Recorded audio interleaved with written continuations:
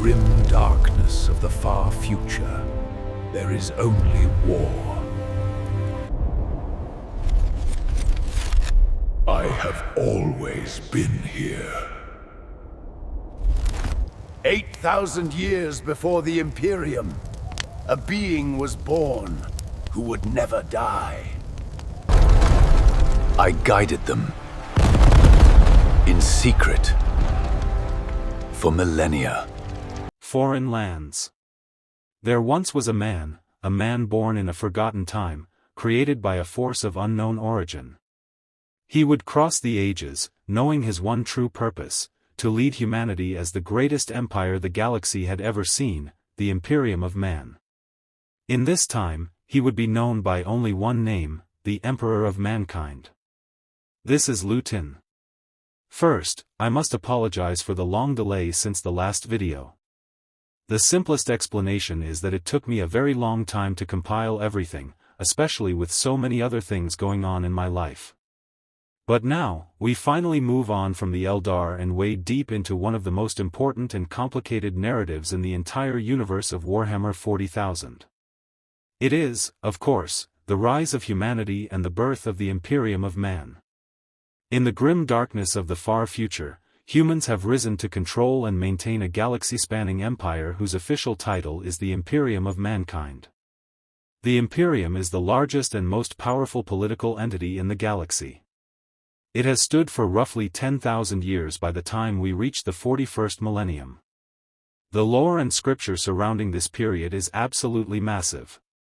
Despite how daunting the task is, I've decided to interpret it all in one complete piece, told chronologically and split into clear chapters. This way, you can truly understand and grasp what the Imperium is all about. This is the third video in my Warhammer 40,000 lore series, and it seeks to create a solid foundation for every single future video that talks about the Imperium of Man. The Imperium of Man consists of the planets, systems, and forces throughout the galaxy which contain imperial citizens and their derivatives. Not all humans are universally members of the Imperium though, and as you would expect there are rogue traitors and those who choose to live on the legal fringes of society. The single most important figure within the Imperium is the aforementioned founder, savior, and ruler of this empire known as the Emperor of Mankind. He formed the Imperium some 10,000 years previous to the current established date in the universe of Warhammer 40,000, at the end of the 30th millennium. This occurred following an especially brutal period of societal disintegration during the last days of the Age of Strife. In this video I'll outline the political state that is the Imperium, as well as the history behind how humanity reached this point in the far future. As with anything though, the complexity and depth of the lore means I can't cover it in its fleshed entirety, so some tangents are going to have to remain for future videos. But I do my best to cover as much as possible which is relevant. The Emperor of Man sits as an extremely powerful figure within the Imperium. Make no mistake, he is the center of humanity in the 41st millennium. So powerful a humanoid he was, arguably barely human to begin with, and he continues to protect mankind after his mortal wounding during the final battles of a period known as the Horus Heresy. Were it not for his ever-present psychic voice reaching out, searching, protecting, and planning, then the Imperium of Man would undoubtedly fall back into dark oblivion and perhaps the light would be extinguished permanently. The Emperor was injured so badly after the heresy that he now exists only as a husk of a man within a stasis chamber called the Golden Throne. This allows him to live on eternally as he has done for some past 10,000 years, whilst continually guiding mankind through psychic whispers. The only catch with this is that thousands of psykers are sacrificed every day, using their essence and psychic power to keep him alive. He is heavily protected and attended to back on the ancient homeworld of legend, Terra, or Old Earth.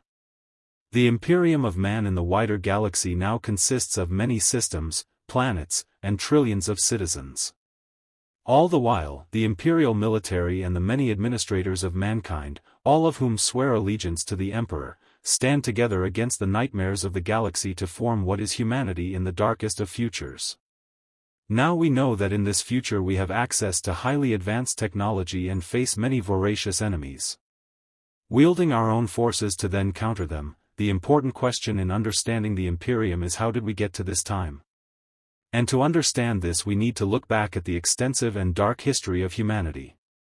There is a small clue as to the way in which the people that constitute humanity in the 41st millennium view their past.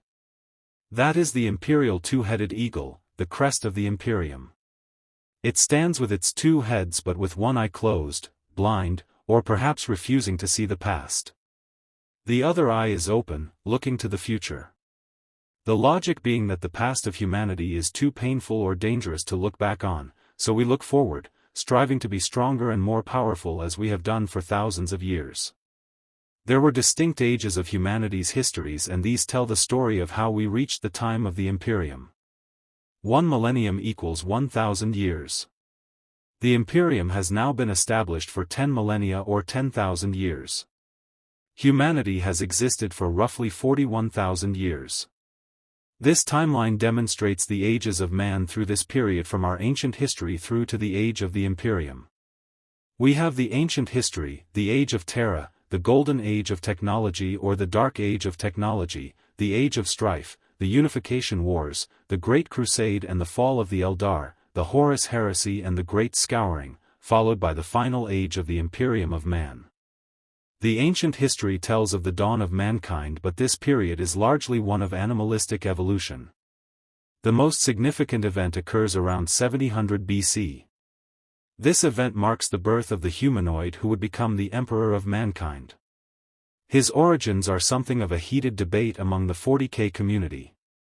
There are several theories around this and it's important to note that something I rarely see stated on forums or discussions around the origins of the emperor is quite simply this: no one knows the origins of the emperor. It's all just speculation. Simply because one theory has had a vague reference at one time or another does not make it gospel. In fact, as I've repeated before, the crux of the matter with imperial history and lore in general is that very little should ever be considered official or canon, such as the state of the loss of history, misinformation, and suppression of facts within the 40K universe. So essentially the correct version is the version you want to believe in. In a universe where history is stored over thousands of years and in times of unimaginable devastation and strife, it's unlikely something could be considered a cold hard fact, especially when you're talking about events that happened in ancient history in an age where accurate recording of information seems unlikely or even impossible to have survived. The first version of these events is the often widely accepted background which states that in the ancient times some humans carried a natural affinity or awareness of the warp. These were the earliest psykers. They would be village shamans or witch doctors in ancient communities. Their premonitions led them to understand that in the future mankind would face the darkest of times. Their decided course of action would be to commit ritual suicide en masse, returning their souls and essence to the warp to then coalesce and be reborn as one supremely powerful psychic being. This being would then spend the future millennia living a Highlander-like existence, transitioning from identity to identity, sometimes taking on famous leaders in history to steer humanity in the right direction. And then upon reaching the Age of Strife he would step into the fore to become the supreme leader of all humanity and unite us again throughout the galaxy.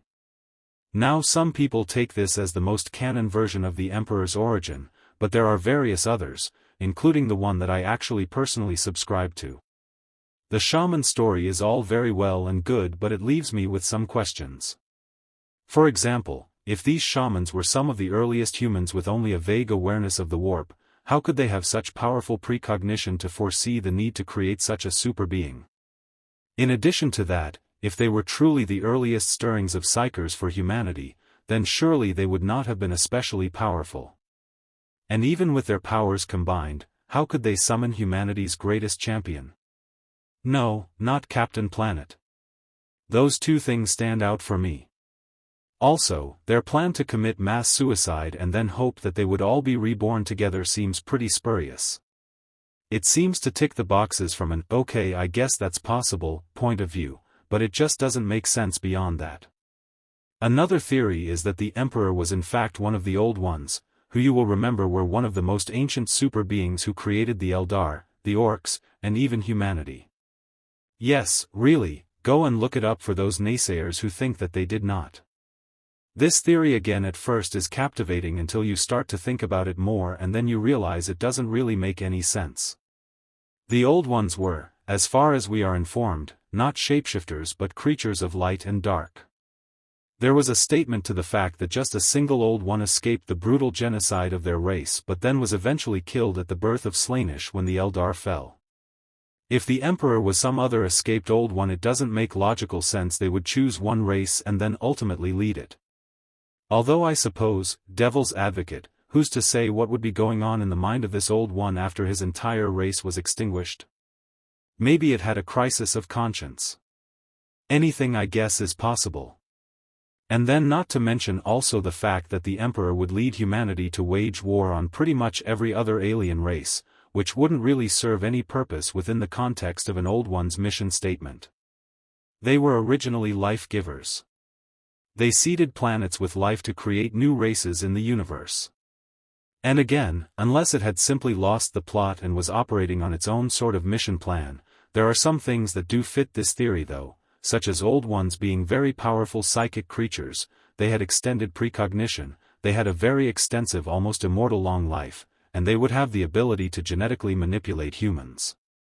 But although this seems very soft and is only plausible at best for me, this theory just doesn't really fit. So the last theory and the one that I personally believe is that the Emperor was neither the creation of some bizarre suicide pact nor an Old One, rather something in between. It's fair to say that in any ancient history nothing is quite as it's written and that some reading between the lines is necessary. The most ancient of history available hints that the last remaining Old One floated around the galaxy, meddling and dabbling and trying to have some last impact on the worlds which they felt they had failed and left their race completely annihilated. We know that the Old Ones were capable of creating beings of immense psychic power. This is how the ancient Eldar defeated the Necrons and Slaanesh, who, well, let's not forget gods capable of devouring stars. So the theory I stand by is that a fragmented remaining Old One drifted around the galaxy until he was struck by a premonition so terrible that he had no choice but to resolve becoming involved. It could be that he saw the vision of the Eldar fall or the rise of chaos. Either way, he knew that the Eldar were by now far too arrogant to accept any help and would be of no use, remembering that the Eldar had turned their backs on the Old Ones long ago. The Orcs, who were also an Old One's creation, they were too crass and mindless for such preparation. Instead he would turn to the weak humans, weak but with great potential. And so he would decide on forming a divine creature, a humanoid of the most immense power but birthed in such a way that humans would not immediately view him as a god but as a man to be not worshipped but to instill a sense of power, of awe, of destiny. There are other clues as well. Apparently further along in Earth's ancient history a creature crashed to Earth who had an appearance we would describe as a dragon. It would seem though that this dragon was in fact a small fragment of the star gods, the Tan, who had been destroyed thousands of light years away by the Necrons. Even a tiny fragment of these most powerful beings would be beyond the means of even the most powerful humans to contain. The future Emperor in this time wounded this creature and then apparently took it to Mars. I'm not sure how, but there it lay imprisoned within the planet. The final chapter of that story, that's one for another day. Still though, this helps to secure the idea that no mere reincarnation of a few shamans could produce such or perform such a task. Could an Old One perhaps, but given the other evidence I would still discount it. But a perfectly designed humanoid of godlike form created by an Old One who would know a most powerful psychic being was needed. Not just to counter the future darkness of man but to face again the Tan and the day of reckoning when the Necrons would rise again. This seems for me the most logical and plausible of origins. The truth though is that we cannot know the origin of the Emperor unless some definitive tome is discovered which provides secure evidence as to such. So we are left to speculate until then. One thing that is certain though is that the Emperor was a human and held godlike psychic power. He was within humanity throughout all of history, learning, sometimes guiding, mostly sitting in the shadows until he was needed to take a course of action that would lead us into the age of the Imperium. The last point worth mentioning is that the Emperor of Man would enforce a strictly secular society in the early days of the Imperium. This would then enable humanity to identify with him as a man and not as a god. They wouldn't project any religious connotations onto him. Also because throughout the thousands of years he spent on Earth he would see the terrible devastation and fragmentation organized religion could cause. He believed that humanity could only achieve its full potential in a strictly secular state. However, even in the crusading period where the emperor would reunite the lost colonies of man, some people began to spread rumors that he was more than just a powerful man. These beliefs would run so strong it would even question some Astartes to the faith, such as Battle Captain Nathaniel Garro, one of my favorite characters in the 40k and one of the few Space Marines from the Death Guard chapter not to be corrupted by chaos. Some citizens of the Imperium consider the Emperor's stance on faith even a test so as to distinguish those who can see the whole of the truth, that he is in fact the one true God of mankind. We would now reach the time known as the Age of Terra. This was the period on Earth from the 1st to the 15th millennia, that is the first 15,000 years on Old Earth. A period of extreme technological expansion from a pre-industrial era to that of fusion power and travel beyond our planet and even solar system. Humanity would first colonize new worlds within our system, first on Mars and then the moons of Jupiter, before mankind would start to look at how we could travel beyond. To achieve this next goal, colossal starships were created for humanity to cross the voids between solar systems. Powerful engines at this time, these advanced fusion drives, enabled very fast but still sublight travel. This meant in order to reach their destination it could take anything as long as 10 generations of human lifespan to reach their destinations. Subsequently trade and aid between human colonies was then extremely difficult and we led to them being established almost as independent states. Very little is known of this period as imperial records are fragmented and limited. The emperor during this time had no reason to interfere and so would continue his own work and research back on Earth, study and the improvement of man, all the while remaining in the shadows. During the period between the 1st and 15th millennium various events of discovery and importance took place which would finally propel us to create our first interstellar confederation in the 15th millennium. One of the most important events of note would be during M4, humanity would discover the warp and begin to research it. This is specifically relevant as it would have been one of the discoveries that would lead the Emperor to understanding the necessity of him coming into the fore. As we reached the 15th millennium humanity would enter a golden age of technology. This would be the highest point in mankind's technological achievements. It would last for some 10,000 years and humanity continued its rise in technology, science, and power, spreading and colonizing mankind all across the Milky Way galaxy. We could create our first galactic empire ruled from Earth, the homeworld, and established massive trade networks that further powered expansion and advancement. This earlier period in the Age of Technology has a subtitle known as the Stellar Exodus. This marks the time when humanity made its first colonies on other worlds and also beyond the solar system. These initial colonies were reached using the ships that were still only capable of sublight speeds and were restricted by this as well as our developing but limited knowledge of building these vast-scale ships. When these ships reached their destination though they would be then slowly deconstructed and the materials used to build the colonies. Some would become manufacturers capable of producing massive war machines or then defensive machines, things such as Imperial Knights and even Titans, which the colonies would use to defend themselves against the dangers of the galaxy in a comparable way to early colonies on Earth. This meant they had to be self-sufficient and due to the large time scales involved before anyone would likely reach out to them again they would develop their own cultures and languages, largely influenced by the noble families established on these interstellar voyages as well as physical elements on the new homeworld. The planet's characteristics would also shape the way in which their societies would evolve. Now some 6,000 years later, around the period of Millennium 21, mankind now began a process of militarization. It is not known who or for what reason created this process or started it off, but along with our expansion and colonization of planets we also began to expand and develop our weapons and forces. Fragments of what was developed during this age of technology such as Imperial Knights, Titans, Land Raider designs and so on would later be recovered by the Imperium far into the future. The largest proportion, however, would be lost to the tides of time, and we can only imagine or hope to continue recovering these lost and most powerful of technologies in the 41st millennium. Humanity had risen to a period of immense power through our technology, and whilst the Emperor of Man existed, he had not made himself known to mankind. He continued to bide his time lying in the shadows, studying, planning, observing.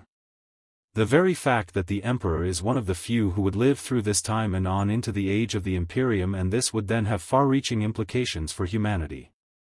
As the Emperor would carry his knowledge and strength of this golden age into a time when none would recall it and where it would be of critical importance to our survival. For the Emperor, he would use this knowledge of the age of technology to bring humanity back to a glimmer of what once had been. In the thousands of years where humanity established its first interstellar empire, we would become, as much as the Eldar, supremely dependent on technology. Humankind had risen to a level of godlike understanding, and this was embraced and practiced by the people of the time. The empire of mankind was seen as a bastion of technological achievement and began to use a new class of humans entitled the Navigators to expand our reach and use the newly discovered warp to travel beyond the distances of existing star drives and cover vast distances in a short time. A navigator's role is to, as the name suggests, protect and guide a ship through the tides and dangers of the warp. Eventually, over time, humanity would find the warp had become too turbulent to traverse, but in this time navigators were not strictly psychers as such. They possess a special gene called, unsurprisingly, the navigator gene. They also possess other abnormal characteristics, including a third eye in the forehead, as well as some more alien appearances such as no pupils in their human eyes and translucent skin, as well as maybe larger than normal appendages. Their origin is believed to have not been a natural development but to have come about through genetic experimentation and engineering in this period of the age of technology. It was likely that mankind discovered the warp and that it could be utilized for crossings, but that required a safe means to traverse it and looked to create a solution to that problem. Mankind's age of expansion and technological glory across the galaxy would lead to many worlds requiring their own localized defense forces. This time humanity's mastery of technology was largely unequaled, and this would be employed in the defense and relative growth of the colonies. One of these defense forces, one of the most powerful of them, would be the Imperial Knights. These were colossal war machines that towered over all they surveyed on a battlefield. They were built with the knowledge of the golden age of technology, and these giants survived until the Imperial Age, but they can essentially no longer be constructed from scratch, and as is often the case with technology in the Imperium, it is now merely maintained. Imperial Knights themselves were operated by nobles from the colony world who would be entombed within them. They are sworn to protect their citizens from all Xeno's threats and the endless nightmares in the universe. As the Knights would advance into the later ages, they continued their noble values and morals. Some of the Knights are the most selfless and dedicated forces within the Imperium, as well as being some of the oldest. As with most technology from the Dark or Golden Age of technology, the Knights are immensely powerful, allowing them to run and fight as much as a dreadnought would fight, but on a much larger scale. These ancient heroes have fought thousands of battles across millennia and stand ready to defend Imperial citizens and support Astartes anywhere in the galaxy. After the Knights we have the Titans, and Titans are the epic war machines of the Imperium. A Knight and a smallest Titan can be anything like 9 or 10 meters, but the big Titans can be anything up to 50 meters. They are gargantuan death machines. Many people believe that the Mechanicum were originally responsible for creating the Titans. This is not strictly correct. They do construct some Titans, but many they simply maintain. This is because the technology used to create Titans is very, very old, and like many things in the universe of Warhammer 40,000 for the Imperium, a lot of technology is merely maintained because of its complexity. Simpler devices are constructed, but this happens less and less. But the Mechanicum do create some Titans for the Imperium. Originally the Mechanicus found versions that were completely autonomous, created in the Golden Age of technology, and the largest Titan so far discovered was upon the last Forge world of Coronia. It was a completely autonomous war machine and was dubbed the Castigator-class Titan. Its schematic was apparently also contained within a standard template construct on this planet, and it was far superior to any class of Titan utilized by the Adeptus Mechanicus or any other intelligent race in the galaxy. This was so far the only known discovered Castigator-class Titan, but it was subsequently destroyed by Imperial Grey Knights. Grey Knights are the secretive and unbreakable order of Astartes warriors dedicated to the protection of the Imperium from the very darkest foes that humanity faces in the 41st millennium. Now the portion of the STC database containing the data for the manufacturer of the Castigator-class Titan was also destroyed by the Mechanicus. It possessed AI which is strictly outlawed and heretical within the Imperium. Secondly, it had somehow long ago been corrupted by living chaos energy, and for this reason it could obviously no longer be supported. Imperial records of this event though note that the cost of life and resources required to destroy this Titan monstrosity were severe. The key point here though is that mankind was developing machines in the golden age of technology that would never again be equaled. They could be merely copied, emulated, or used as a template to work from in the future, but our level of knowledge, our rules and guides on what could be created due in part to events that were yet to come would very much limit humanity's advancement in the millennia that lay ahead. I mentioned a moment ago something called an STC. This denotes a device known as a standard template construct. These are one of the single most valuable objects in the galaxy for the Imperium, and their importance was no less during the Age of Technology. So what is an STC? STC systems were advanced AI computers created during the Golden or Dark Age of Technology and are said to have contained the sum total of human scientific and technological knowledge. STCs were created when human interstellar civilization was at its technological peak. Their original purpose was to enable colonists to survive on the new worlds they arrived upon, as they could not carry securely the mass amount of knowledge gained by humanity at this time, and even if they could, they might not have people capable of understanding how to utilize this. The STC solved this problem. It enabled the colonies to access all of humanity's knowledge and display it in a way for them to be able to create anything they needed from the resources available and solve any issue that could arise for them on the new home worlds, no matter the geography, resource limitations, or climate. This would enable them to build anything from a simple loss gun to a fortified bunker, massive war machines, or an atmospheric processor. STC systems possess the ability to not just store information but also to produce new designs to meet changing circumstances. They are immensely powerful sources of information and power, and consequently the Imperium places a high value on obtaining these lost relics of ancient knowledge. Even though now, after many thousands of years had passed, most of the discovered STCs are damaged to the point they only contain fragments of their former stored information, but Imperial forces will still use any means or resources necessary to obtain an STC once it has been discovered, even if this means the sacrifice of legions of military or civilian Imperial citizens. From the Golden Age of Technology and into the ages to come, these valuable systems will be lost or destroyed, so that now in the age of the Imperium they have become beyond rare, almost just a legend. So the consequent discovery of remnants of any new technology from the Dark Age of Technology puts an STC's value to humanity beyond estimation. The little knowledge that has been recovered from damaged STC units is then utilized, copied, and stored by the tech priests of the Adeptus Mechanicus, who are based deep on the primary forge homeworld of Mars. They believe that STCs are the most holy of artifacts and will seek and protect them at any cost. This little divergence is an important one because an STC recovery, no matter its state of repair, still remains as one of the most important objectives for Imperial forces in the 41st millennium. The holy grail of this quest, though, although unlikely, will be to recover an intact STC, thereby gifting the Imperium all of the stored knowledge of mankind from the Golden Age of Technology. If the Imperium were able to recover an STC of this standard, it would catapult the existing human society into becoming yet again one of the most advanced and significantly, if not the most powerful state in the galaxy.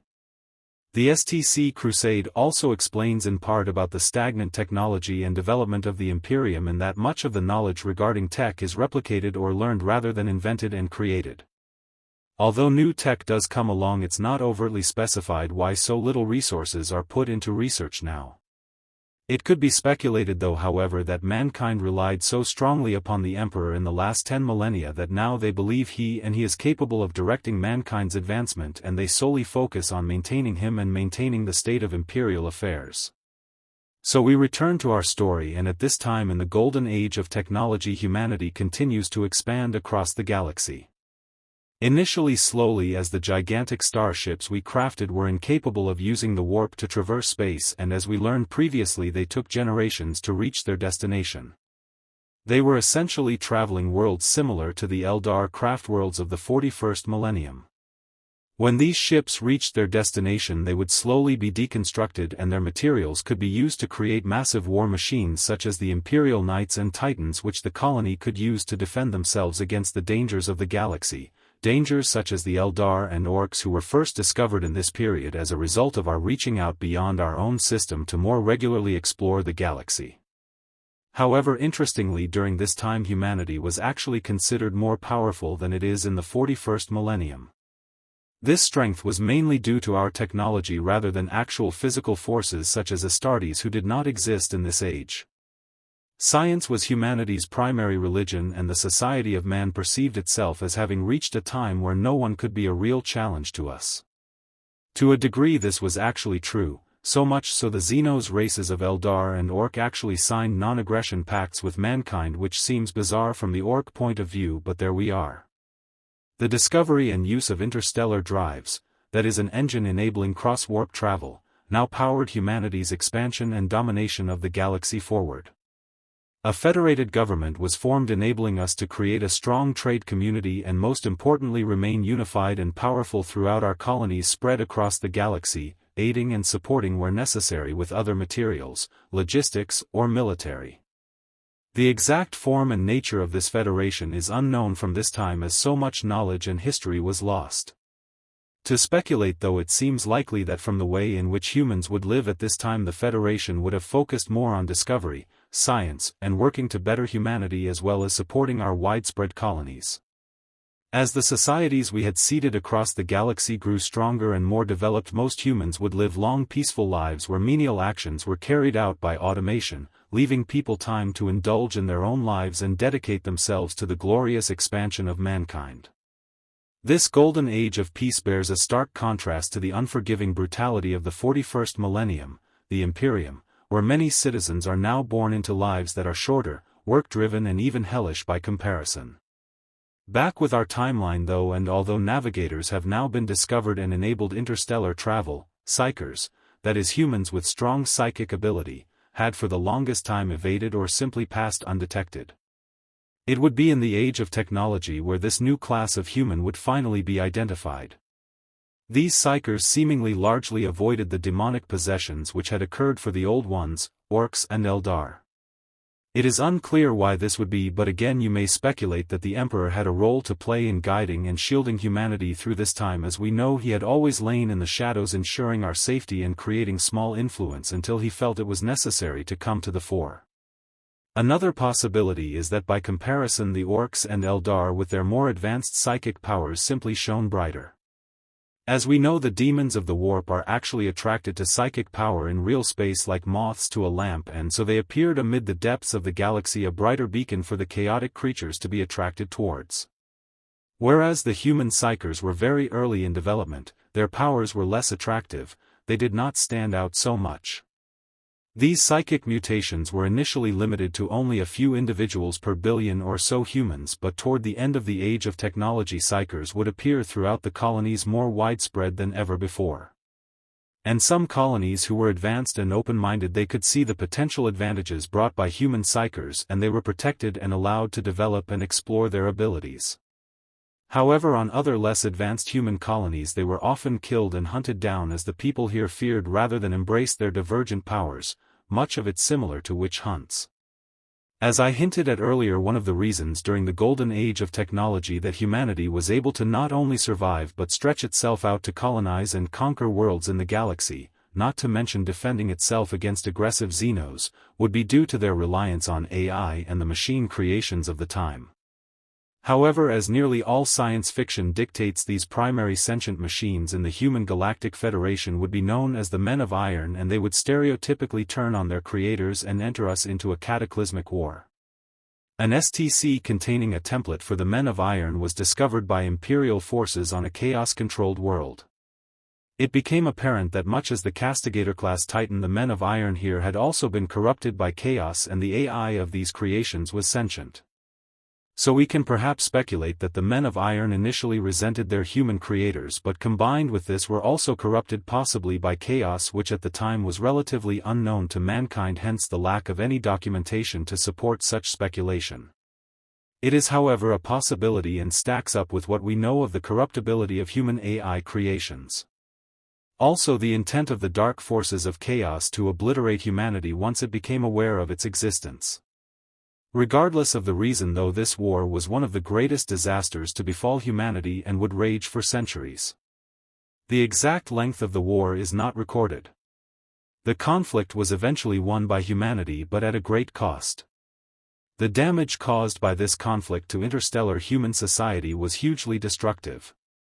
We would lose masses of knowledge and technology, not to mention devastating humanity's economic strength and political unity.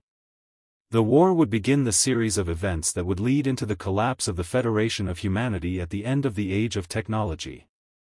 As often is the case, very little information exists from this time, largely due to the Imperium being so wary of a similar disaster happening again, and this is why amongst the Imperium of mankind you'll find only the simplest forms of AI. It is viewed as being exceptionally dangerous technology and is strictly outlawed. A substitute is often to combine human and machine into mindless drone-like beings known as servitors. Servitors are the Imperium's cybernetic servants lacking true self-awareness and are created from the bodies of either condemned criminals who are unpleasantly lobotomized or vat-grown humanoids whose bodies and brains are partially replaced with machine systems. As a result of this catastrophic conflict between the Men of Iron and humanity in the Golden Age of Technology, it is now considered one of the most severe crimes in Imperial society to develop a self-aware artificially intelligent machine. It is just considered too dangerous to even consider. Around Millennium 23, the warp was taking hold of psychers and wreaking havoc on human colonies. Feudal night worlds were more conservative and less abiding of psychers, as we said previously, who had hunted them down. These would fare better than the others who had adopted them more open-mindedly at the time. The knights in their semi-titan armor would battle massive warp entities and serve to protect the planet's human population, abiding to their strict code of feudal discipline and ability. Very often they would be the bastions that protected mankind's worlds, and their importance cannot be underestimated at this time. As is often the case in history, it is not one but a series of disasters that leads to total ruination, and this was no exception for the glorious empire humanity had established during the Dark Age of Technology. Whilst it was struggling to recover from a collapse in its unity as well as destruction of many of its resources and its ability to trade efficiently with other worlds, a new disaster would occur. They would see the end of humanity's golden age and instead throw us further into near total annihilation. The race of man would never again reach this golden pinnacle of technological achievement. As we learned in ancient Eldar lore, it was at this time that the Eldar out in the galaxy would fall into near total destruction. These would be dark days indeed, as the Eldar were almost wiped out in a cataclysmic annihilation as the chaos god Slaanesh was born into existence from the horrifically depraved mire the Eldar society had fallen into.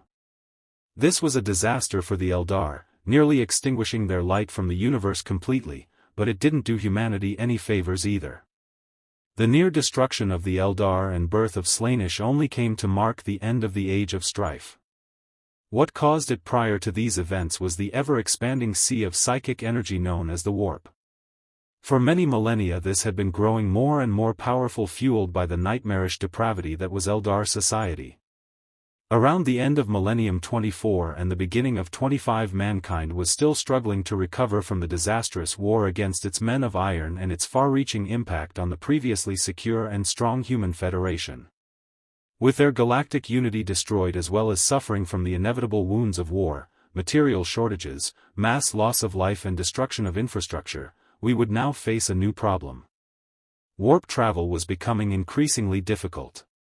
The warp's instability, caused in part by the Eldar's depraved psychic society, meant that many ships now would become lost and consumed by the warp as they were traveling through. This was not an issue for the Eldar themselves, as they used their webway to travel, which were outside of warp space. For humanity, though, it would be a severe problem, and its impact would deal the fatal blow to an already fragile empire. The losses and damage caused by the war with the Men of Iron, combined with now being unable to travel across the warp to cross those great distances in the galaxy, would ultimately return humanity to a pre-dark age of technology state where only sublight travel was possible. This was a disaster. Trade and support could no longer be conducted, as these journeys would now take generations to complete. Humanity was once again isolated as it had been millennia before. The warp storms and the isolation they would create would last for over 5,000 years, and their effect on human society across the galaxy was catastrophic. Some planets with significantly advanced human colonies would survive into the future if they had the means to defend and support themselves. It's important to understand that when a system is set up with no established backup, its collapse has an immediate and profound impact. This was the case with mankind's trade system. It had grown over time to enable many planets to survive solely on imports from other rich parts of the human federation. Without this infrastructure and no way to gain outside support, disaster was inevitable. Many would turn inwardly to the colony, consuming themselves from the inside out, first with barbaric civil war and later total anarchy, fighting over the scarce resources that remained. The final phase often led the significantly depleted population into a feudal system of warlords and barbarism. This chaos was repeated across the majority of human worlds in this period, even including Earth. At this time on Earth, large areas across the planet had become massive cities reaching for hundreds of miles and having become adapted to a system where all activities were conducted by machines. Earth also now relied heavily on trade from colonized worlds to support the extremely high population count. Additionally, much of the planet was no longer capable of food production and hadn't been for millennia, hence the need for colonies and expansion in the first place. With the inability to travel and trade, Earth descended into a similar fate of the less advanced worlds: first panic and general disorder, then food riots, resource hoarding, and finally complete anarchy. A tribal warlord system was all that remained of the few survivors left on Earth, brutal warriors who battled out across the deserts and hives of the remnants of civilization. This whole situation might sound unbelievable, that society could collapse so quickly and to such a severe degree, but it's worth considering that in this time human society had built itself up to be so strong in belief of its own invincibility that they simply did not and could not have anticipated the severity of the warp storms or how they would debilitate the trade and support systems that they had been relying upon. Human history is littered with examples of sheer arrogance outweighing logic and reason, as well as blindly staring down dangerous facts in favor of belief in our own self-importance. The lack of planning when it comes to losing their infrastructure across human systems was an acute example of human arrogance. It would now seem as well that whatever had protected human psychers from demonic possession would now end.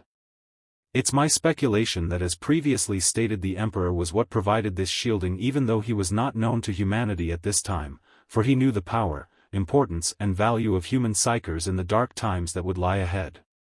Without this bubble of protection that had invisibly existed prior to this time, humanity's weak psychers would be consumed, possessed, and go completely insane, causing chaos among isolated colonized worlds. This period of complete anarchy would last for some 5,000 years, and during this time many colonies would forget their family out in the galaxy, as well as losing vast amounts of technology and knowledge. Only fragments of the glory of humanity would remain preserved on the advanced worlds who were capable to survive this dark time. By the 28th millennium, almost all traces of civilization on Earth were gone. Instead, techno-barbarians battled one another over the scraps of the ancient human race.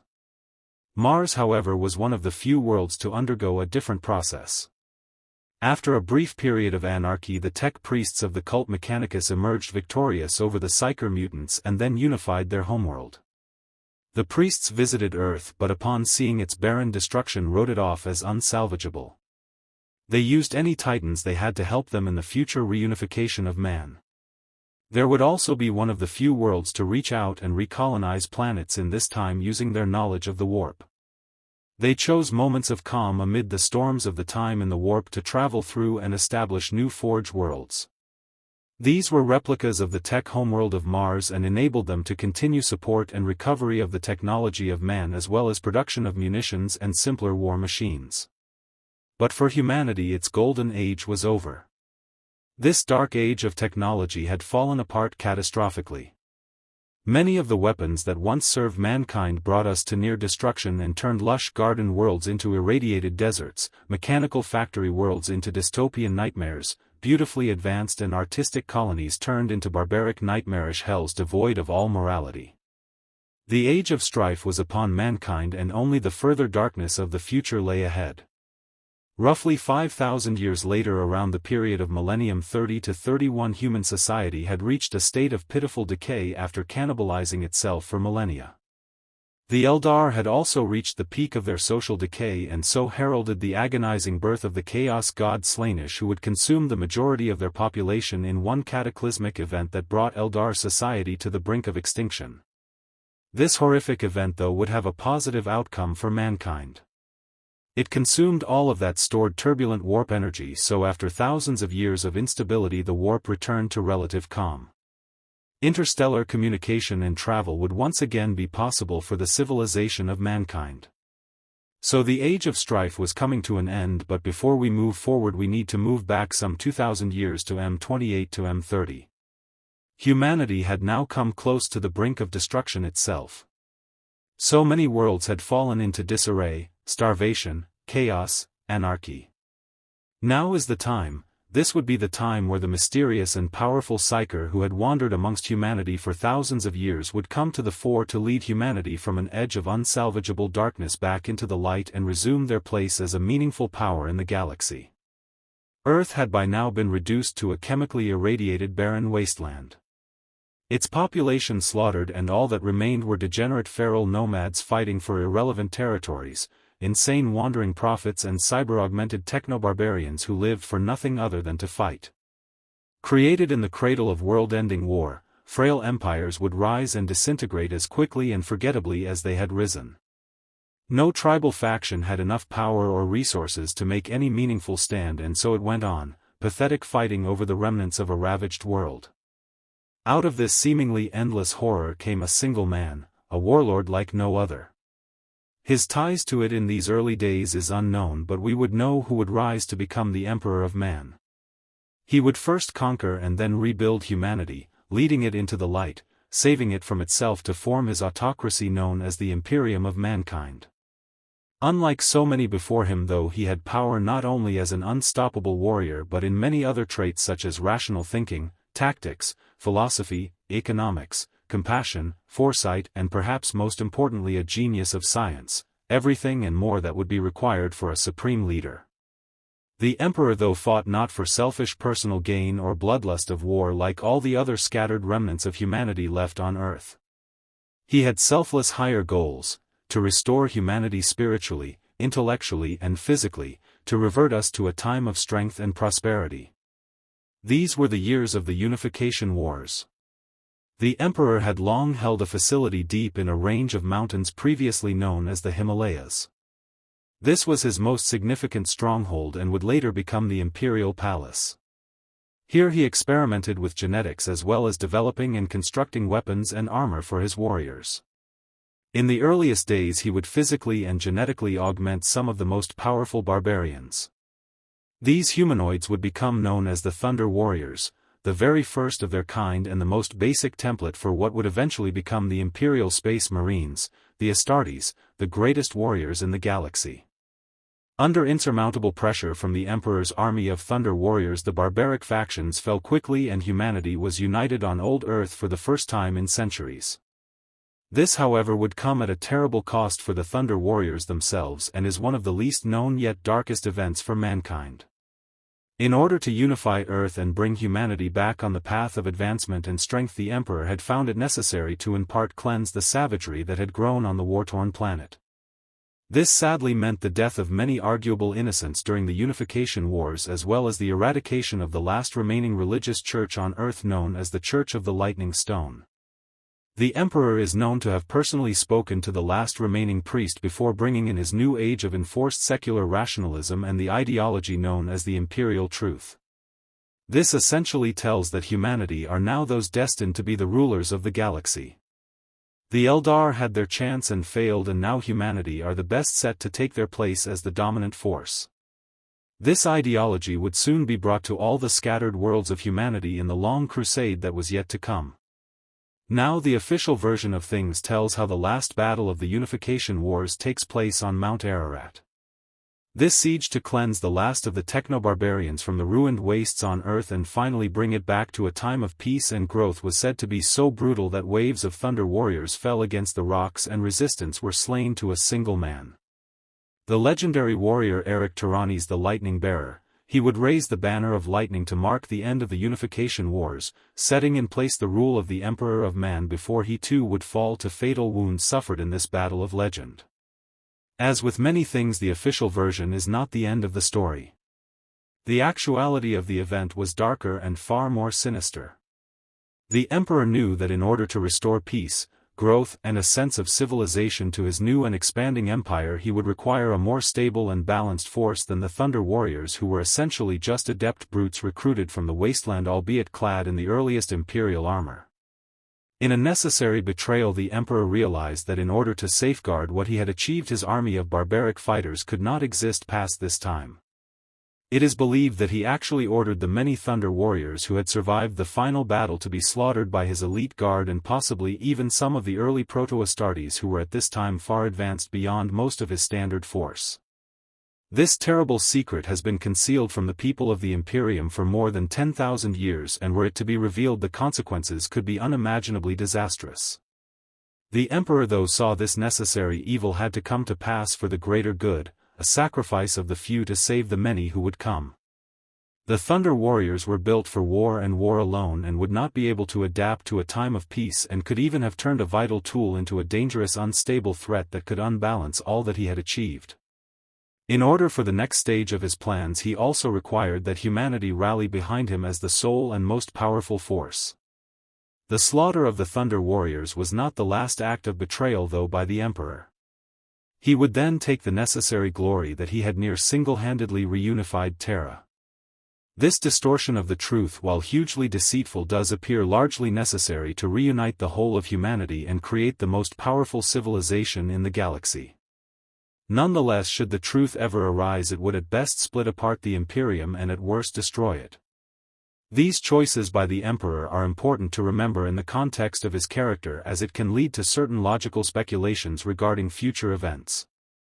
Some Thunder Warriors, they would find fate on their side and escape this mass killing and live on as homeless unknowns, seeking out a miserable existence at the bottom of society, honors forgotten, their deeds meaningless, all the while fearing constant discovery from the Imperium and certain death.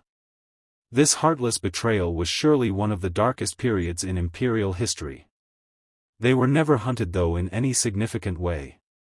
The Emperor believed them all dead, and besides, there were far more important tasks at hand. As the Emperor now gathered a team of gene rights salvaged from the few remaining humans on Earth, these were men with practical knowledge of genetics to aid in his development of the newest Astartes project. Those Thunder Warriors who did escape were not like the Astartes of the 41st millennium. They were genetically unstable, and most significantly, they only had a minimally extended mortality beyond that of a regular human, unlike the Space Marines who can live on for thousands of years. The Emperor had been working for decades on his Astartes project deep within his mountain facility. Here he would create the vital foundations that would springboard humanity into a new age. His experiments would create the 20 Space Marine legions known as the Legions Astartes, as well as 20 Primarchs to lead each legion. These 20 supreme leaders of the soon-to-come Space Marine legions were crafted by the Emperor using samples of his own arcane genetic code as the base. It is obviously unknown the depth of which the Emperor used his own DNA to create the Primarchs, but later findings through ancient imperial records do hint that he spliced multiple DNA types together, even going so far as to introduce some animal DNA into the Primarchs, and this would explain why some such as Leman Russ would display the wolf-like qualities and why these would then become present throughout the Space Wolves, Legion and Chapter. It's difficult to speculate on the Emperor's true goals here, and even if he was successful in the mixing of DNA in this way, it seems highly experimental, and perhaps he himself was not sure of the final result. This period of intelligent design was hasty and somewhat improvised given the dire situation facing mankind. It needed to repopulate its military power in order to springboard and take stage fights forward to reconquer the colonies. Another point of speculation is how closely the Primarchs were imbued with spiritual elements and others such as unnaturally skillful charisma and so on. Still, though, in creating the Primarchs and even taking small elements of the Emperor's DNA, they imbued them with these demigod-like characteristics. It also explains why at this time the barely known forces of chaos would seek out and scatter the developing Primarchs before the Emperor's plans could grow into fruition. Little is known of this Primarch scattering event, but it has been suggested that the dawning forces of chaos felt this expanding power from humanity to threaten them, and in an effort to slow or negate it they reached out into the mortal world to seize and scatter the fetal Primarchs across the galaxy. Each world they found themselves on would surely in time come to realize that they were far from normal, often finding themselves as a natural leader in command of the systems that would become their home later. Later the Emperor would one by one discover and reunite the Primarchs with their legions, establishing one of the most powerful military forces the galaxy had ever seen. The Thunder Warriors, though, were undoubtedly the early prototypes for the Astartes project, which subsequently makes their untimely end all the more tragic as their sacrifice was so great, yet the memory of them was totally obliterated. The Astartes project would continue in a pragmatic manner. Each of the early legions at this time contained barely a few hundred marines. Their equipment was lightweight and somewhat improvised by comparison to later standards. They trained their minds and bodies to be the will, might and rule of the Emperor. Time would pass and their numbers grew. Each legion was divided not only for organizational reasons but also for practical reasons because of their adaptive genetics that were drawn from the Primarchs. Some carried traits and psychological behaviors which would not have been found comfortable in comparison with their sibling legions. This segregation also allowed them to focus their bonds to their brothers in their own legion, creating a near unbreakable kinship between Astartes. If the newly created Astartes would be the Emperor's scalpel, his gleaming pinnacle of human achievement, then the Thunder Warriors were certainly a mace used to bludgeon the remnants of humanity back into submission. The Thunder Warriors were genetically stronger though, tougher, and could even be stronger in battle than the newly created Astartes, which is something people often forget. They were a rough, brutal instrument but ultimately a temporary solution to a violent problem. The Space Marines would serve not only as a weapon but as beacons to mankind, a glimmer of what humanity could hope to be. The dark times to come, however, would show that this was a misplaced belief. That while the Space Marines were created to represent the pinnacle of human development, they ultimately proved as susceptible to the basic flaws of mankind as any other mortal. The Emperor's campaign on Earth would now come to a close. He began establishing the fundamental elements of a civilized, modernized society in government, administration, economy, and infrastructure. An important figure in this process was a man known as Malcador the Sigillite. He had a vast knowledge of such matters and carried himself with the bearing of a priest. He was appointed to run the courts and palaces of the new empire, the right-hand man of the Emperor. Earth would turn from a place of desolation and horror to one of active production, rebuilding, and planning. Some might call it coincidentally convenient, but at this time a vast shock wave would travel through the galaxy, the birth of Slaanesh. Humanity would have no idea of the significance of this, only that it cleared the storms from the warp that had isolated and ruined humanity's gloriously technologically advanced empire. Again, though, we could speculate that the Emperor had foreseen these events, a necessity of preparing Earth for this time. On Mars, the humans of the cult Mechanicus, that is those who worship machines, would become aware of this unification on Earth as information through distant communication and physical observations. They viewed this new emperor as a man in alignment with their own agenda. Mars during the Dark Age of technology had been a planet with a single purpose, a powerhouse of production for this age, consolidating ships and weapons including the vast Titans, hundreds of feet tall gigantic bipedal war machines whose very presence could end conflicts before they began. Since the end of this age, cults had risen across Mars, and the most prevalent of these was the Mechanicus, whose ideology included the veneration and acquisition of these ancient but highly advanced technologies from the period known as the Dark Age of technology. During the period of isolation known as the Age of Strife, Mars had undergone a similar societal collapse comparable to that of Earth. With all trade cut off, they had insufficient water and food to supply the populace. A civil war would follow, as well as the collapse of some planetary infrastructures that shielded their little remaining hydroponics and food production systems. This would lead to a further collapse of the already fragile supporting systems. The then established Mechanicum decided the best way to survive this apocalypse would be to retreat into underground bunkers which had been mined out, creating vast cities below the surface. Little is known of this time, but evidently prior to their seclusion the Mechanicum texts were a cult who would bear a respect and drive to recover, protect and utilize the lost technologies of mankind. Upon their rise from the subterranean depths, they had in this time translated this over into a complete faith.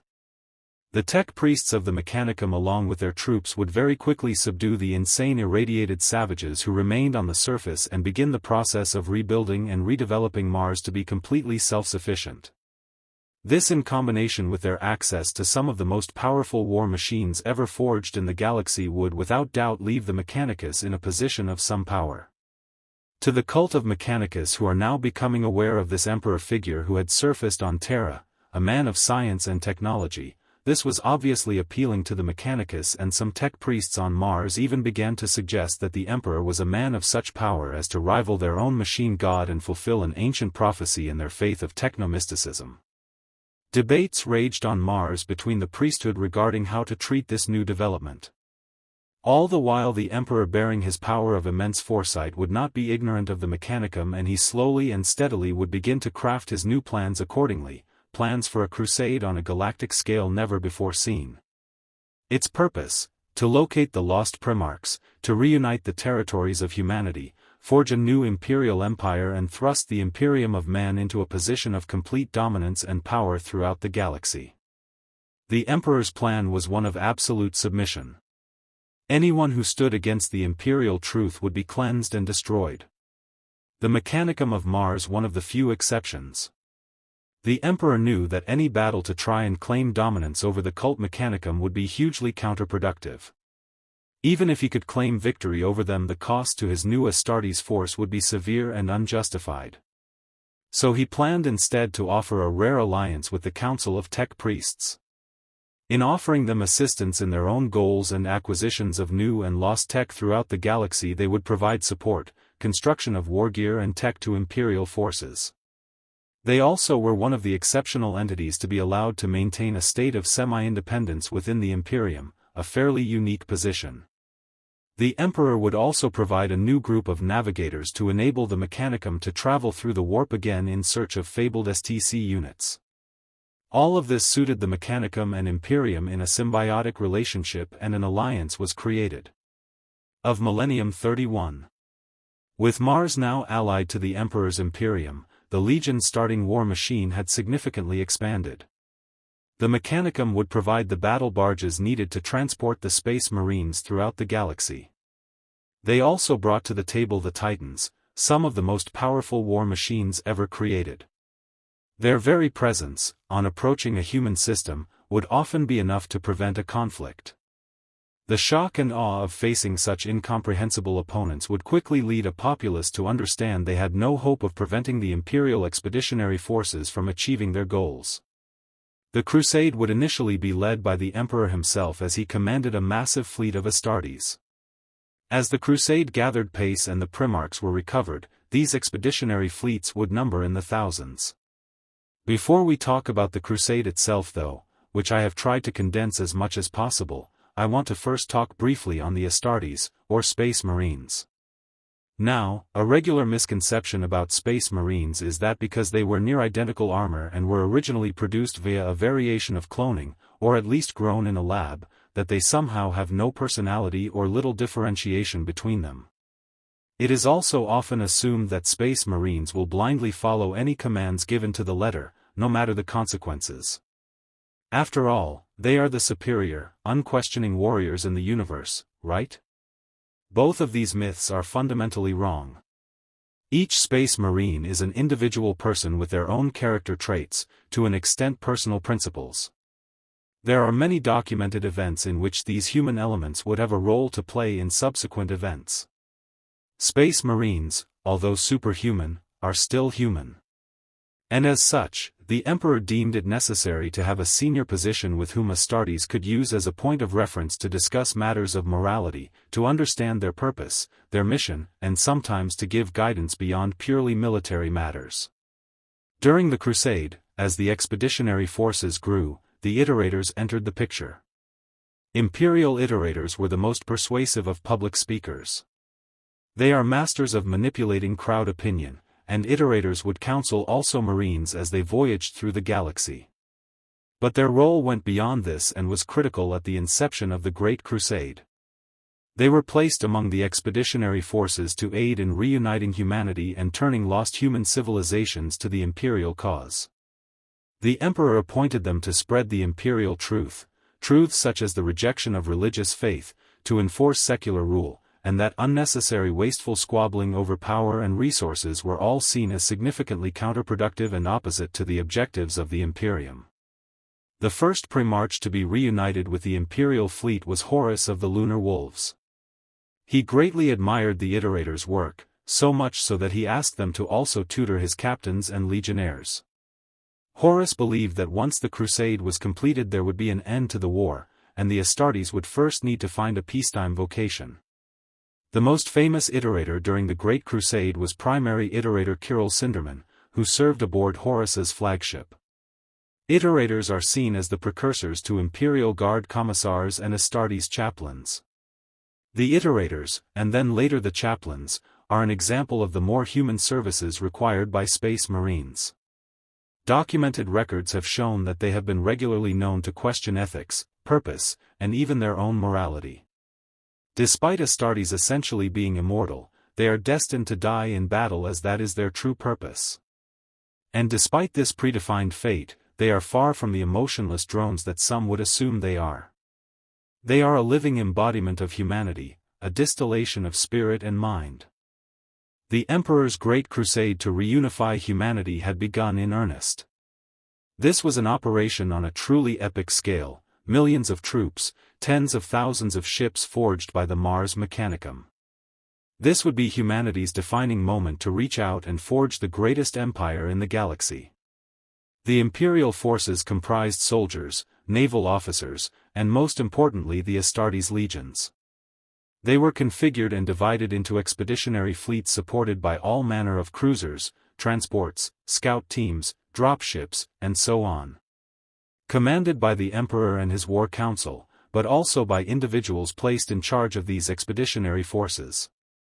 It's important to remember that these forces were as much exploratory as they were tasked with an important mission.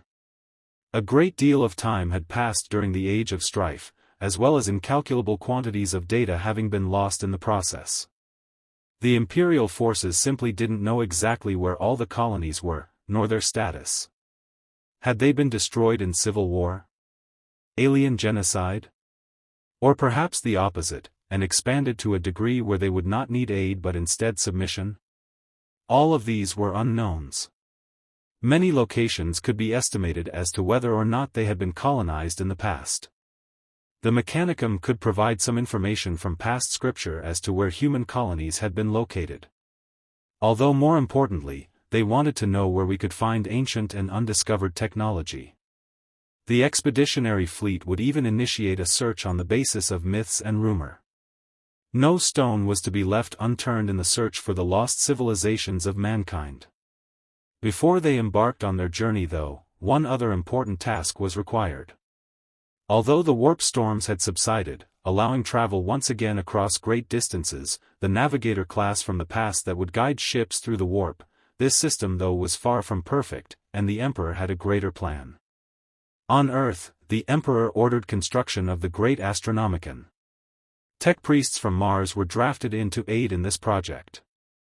And its purpose would be to enable the Emperor to guide, oversee, and command his vast fleet all from Terra. It created a system for him to focus, amplify, and broadcast psychic signals and energy.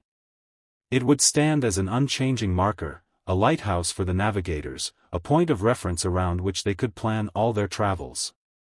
This certainly was an important factor in the success of the Crusade, as it enabled the Navigators to travel through the warp in great leaps and faster than they had ever done before. In addition to this, the Emperor would also create the Astropaths. These were powerful psychers whose sole task would be in relaying communications from the fleet and later the established Imperium back to the ruling council on Terra. The vast distances involved meant the Astropaths would become the only communication link between Terra and the distant colonies. However, as with the Eldar, the risk of possession to the Astropath by warp demons, consuming the psychers and thereby enabling them to travel into the material world, was one that the Emperor was all too aware of, especially after his Primarchs had been scattered throughout the galaxy. To this end, the Astropaths would undergo an extreme and harsh process of toughening against the threat of warp entities. The Emperor himself would manipulate and reform their mind into a protective vessel, making them nearly immune to risks from the warp. This process though was agonizing and extremely dangerous. Many psychers were killed in the process or went completely insane. Even if they survived the process, a universal effect would see their optic nerves become damaged beyond repair. This meant all Astropaths are blind. From the Imperial perspective though, this was a necessary consequence as they continued to be an integral part of Imperial infrastructure. The Crusade had begun, and alongside Space Marines were hundreds of thousands, if not millions, of Imperial troops, humans who were salvaged from the aftermath of Terra and structured into an effective, albeit expendable, fighting force. This Imperial Guard was strengthened and resupplied as they reconnected and conquered lost human colonies. A secondary benefit was in drafting local military forces into the expeditionary force. It removed these planets' ability to rebel effectively against the newly created Imperial outposts.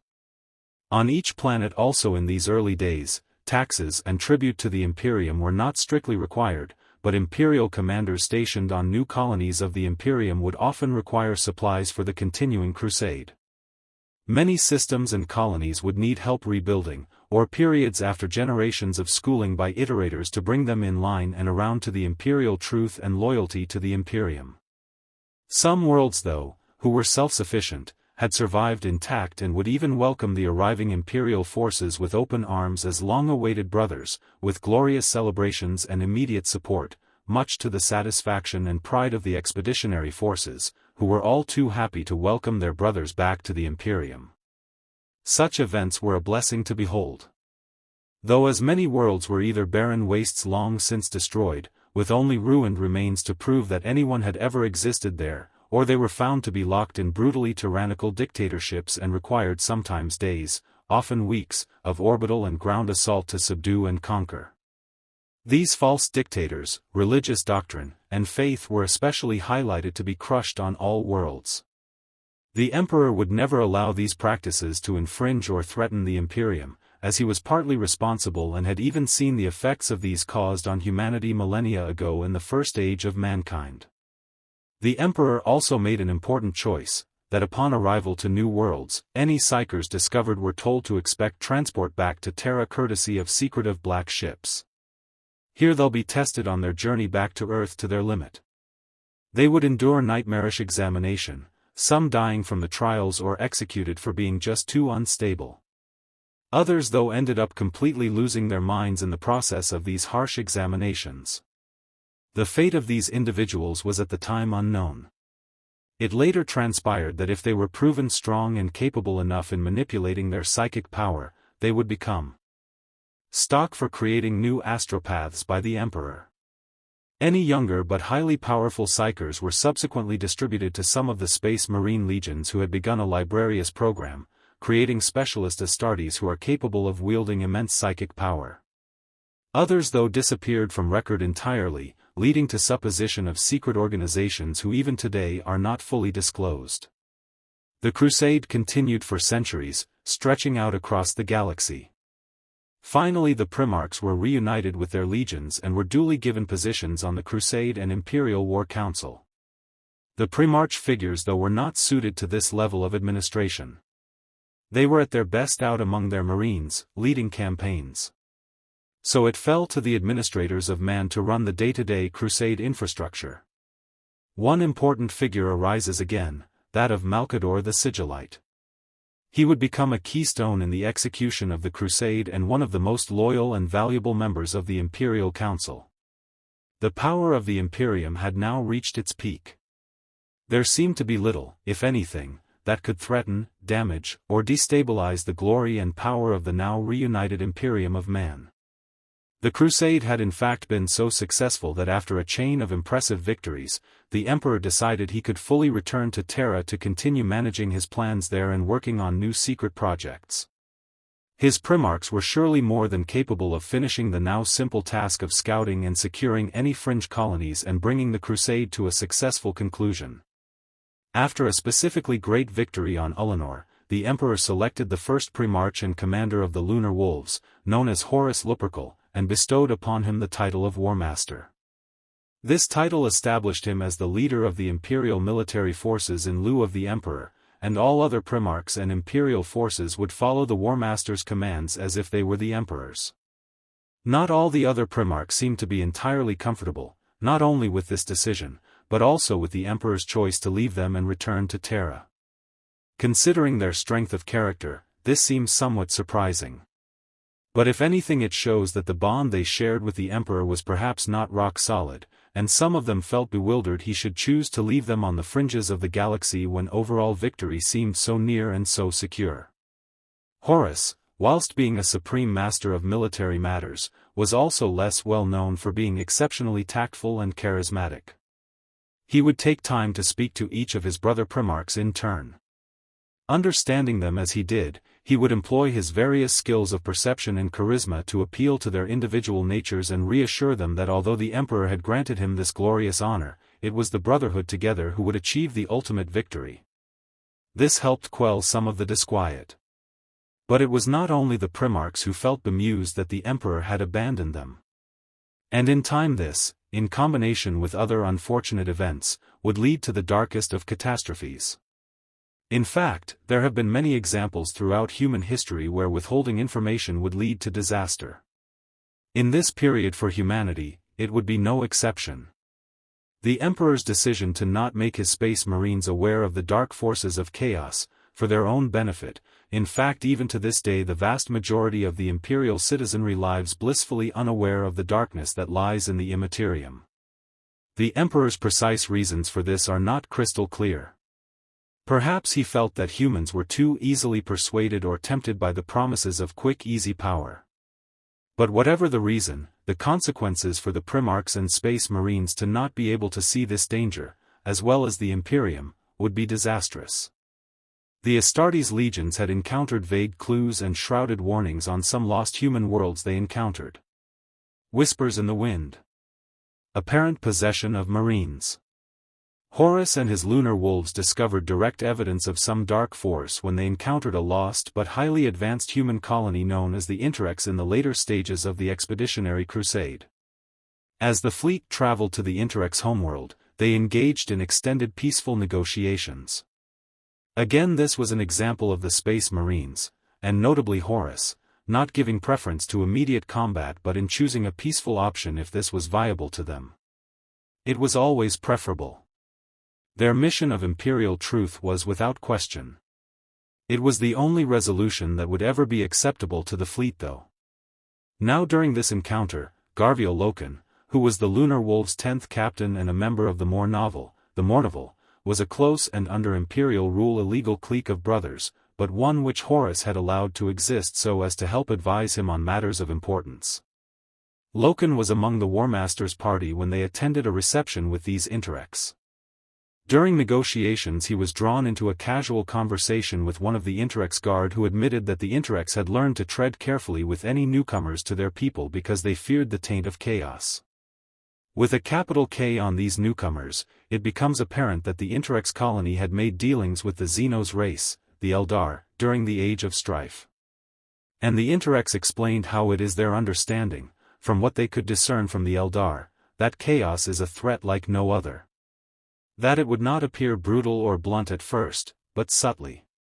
They feed chaos deceptively, approaching their space posing as a friend, seeking to bleed its way into their confidences and then destroy them mercilessly from the inside out. Loken was shaken at these unknown revelations, and the War Master Horus would later assure him that there is no fundamental evil in the galaxy and that is the end of the matter. But the seeds of suspicion are planted. Loken cannot shake this feeling that something, somewhere, is wrong. But before he would have any opportunity to follow up and explore these doubts, a breaking occurs in one of the Interex's most sacred museums. A highly advanced blade known as an anatheme is stolen. At this time, despite Horus's pleas for restraint, negotiations would now collapse and the Lunar Wolves and the advanced Interex would fall into all-out conflict. The Space Marines of Horus are ultimately victorious over the Interex, but it's a victory Horus takes no pleasure in, as it's born out of misunderstanding and was a tragic, unnecessary conflict. These events though would become just a singular fragment in a deteriorating pattern of troubles that would haunt and gestate within Horus, as well as his unease then irradiating out into his brother Primarchs, the Mournival, his, and other legions. Unbeknownst to Horus, a sequence of events had now been initiated and their cascade could not be prevented. So why are these events so important? Well, for one it gives more insight into the fact that at the time it seems barely any Space Marine to any level of rank had any knowledge of chaos. And if they did, it was only the vaguest of suspicions, the kind that could easily be brushed off by speaking to, say, some iterators.